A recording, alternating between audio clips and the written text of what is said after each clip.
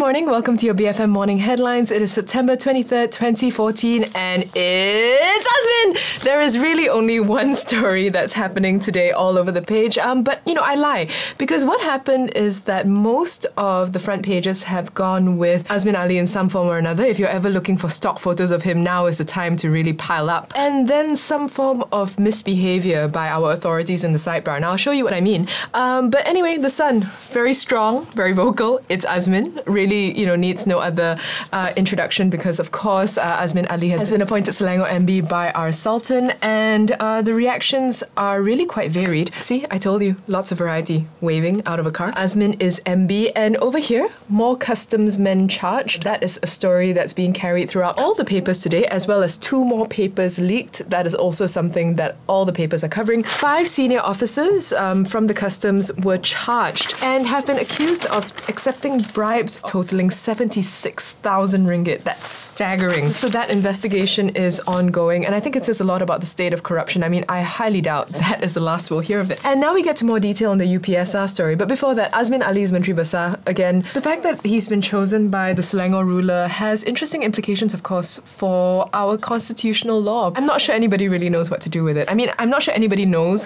what to do with any of the Selangor MB situation. I think everybody's just relieved it's over. But going back to the UPSR story, someone walked in and snapped photos. Now we're getting down to brass tacks. So you know how you're not allowed to bring your phone into all sorts of places. You're asked to switch it off all the time, but not when you're going into a room full of UPSR papers, because apparently that's cool. We've never had security problems in the past, right? Not like this is new. Sorry guys, I feel sorry for the 12-year-old kids. I remember taking my UPSR paper. It was stressful. Apparently Malaysian examination syndicates, I'm just going to say MES from now on because please, but MES officers, they have actually been told finally that they can't bring their phones in. But get this, up until recently, oh no.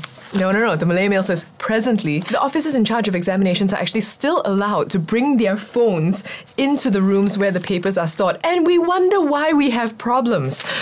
So these poor kids are going to have to resit their mathematics and Tamil papers on October 9th. And I mean, this is just a ridiculous stretch. They have a fortnight more of stress. I think it's just completely unwarranted just because some adults wanted to make a quick buck or because of widespread corruption in our education system. I don't know. The point is 12-year-old kids, stop making them suffer. Utusan Malaysia, Azmin MB Selangor, and finally some mention here of the man who is his outgoing predecessor, the man who knows what it's like to have his face on every single front page in Malaysia, Khalid, saying that he's ended his MB tasks with meaningful advice. Let the politicians fight. Let them act. We will continue our work correctly and they will become jokes. I'm translating roughly. I find that interesting considering all the maneuvering that's been happening on the front pages by somebody who now apparently wants to be known as a former politician. And finally, 2 contrasting papers. We have PKR restui Azmin, because of course that's one of the things that's come up, the fact that PKR have said okay, and one Aziza has said,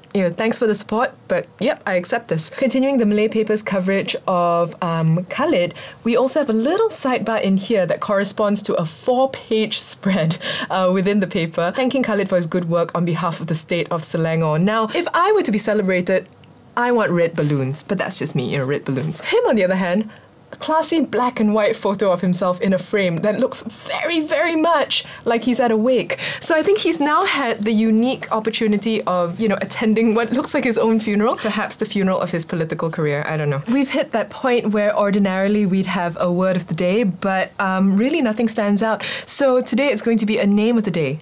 Azmin. Get to know him. Get used to him, Selangor. We've got him now. And have little things started flashing before me? Have they? I hope they have. I don't know. It's the magic of technology.